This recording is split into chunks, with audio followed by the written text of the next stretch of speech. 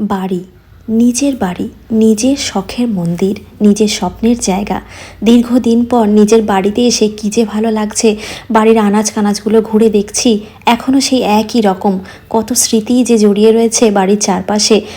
দুপুরবেলা এখন ভাত টাত খাওয়ার পর ছাদে এসে দাঁড়িয়েছি একটু। ছাদ জুড়ে আমার মায়ের ভর্তি গাছ।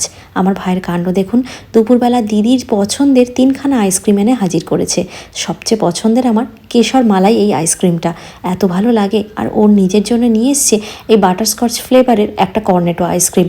আমার মা তো 2 ভাই বোনের হাত থেকে 2টো আইসক্রিম নিয়েই মজা করে খাচ্ছে। আমার তো কোনো ব্যাপার না, আমি তো মজা করে ভিডিও করছি। আমার ভাই সাইড থেকে বারবার হাত বাড়াচ্ছে নেওয়ার জন্য। আর এই রকম খুনসুটি আমাদের চলতে থাকে। ছাদ ভর্তি এত গাছের সারা বছর রক্ষণাবেক্ষণ আমার মা ভীষণ যত্ন সহকারে করে।